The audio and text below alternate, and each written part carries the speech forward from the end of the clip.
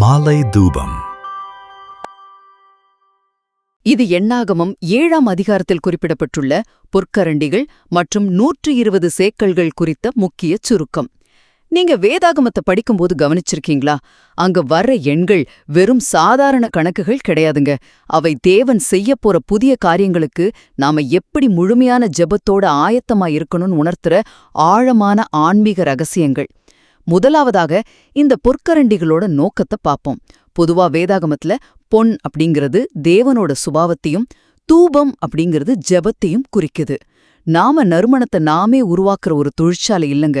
மாறாக தேவன் நமக்குள் வைக்கிற அந்த நறுமணத்தை சுமந்து செல்ற வெறும் கரண்டிகள் தான் அப்படிங்கிற அருமையான உண்மையே இது நமக்கு காட்டுது.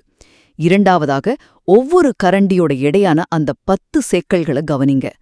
10 கட்டளைகள், 10 கன்னிகைகள்னு வேதாகமத்துல 10ன்ற எண் எப்போதுமே தேவனுக்கு முன்பாக ஒரு முழுமையான பொறுப்பை குறிக்குது. தேவன் அரைக்குறையான ஜெபத்தை எதிர்பார்க்கல, முழுமையான ஆராதனையத்தான் விரும்புறார். இப்போ உங்ககிட்ட ஒரு நேரடியான கேள்வி. உங்க ஜெப வாழ்க்கை தேவனுக்கு முன்பாக முழுமையான 10 சேக்கல்களா இருக்கா, அல்லது உங்களுக்கு வசதியான நேரத்துல மட்டும் கொடுக்கற உடைந்த துண்டுகளா இருக்கா? கொஞ்சம் யோசிச்சு பாருங்க. இரண்டாவதாக, ஒவ்வொரு கரண்டியோட எடையான அந்த 10 சேக்கல்களை கவனிங்க.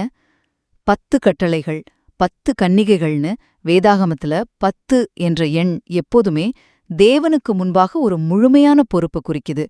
தேவன் அரைக்குறையான ஜெபத்தை எதிர்பார்க்கல, முழுமையான ஆராதனையை தான் விரும்புறார். இப்போ உங்ககிட்ட ஒரு நேரடியான கேள்வி.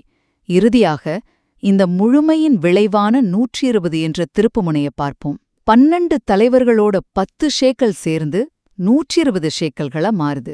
ஆதியாகமத்துல பெருவெள்ளத்துக்கு முந்தைய 120 ஆண்டுகள், மோசேயோட மரணம், அப்புறம் மாடியறையில் கூடியிருந்த அந்த 120 சீஷர்கள்னு இது எல்லாமே ஒரு மாபெரும் திருப்புமுனையை குறிக்குது.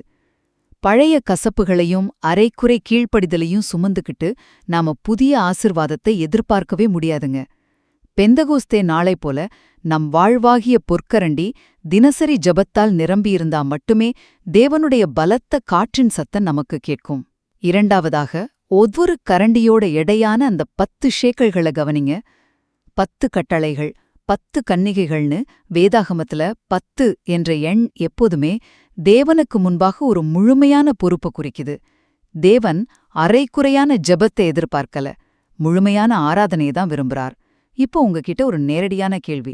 தேவன் ஒரு புதிய காரியத்தை செய்ய தயாராக இருக்கும்போது அவர் அரைக்குறையான மக்கள் அல்ல, ஜெபத்தாலும் ஆராதனையாலும் முழுமையாக நிரம்பி காத்திருக்கும் ஆயத்தமான மக்களையே தேடுகிறார்.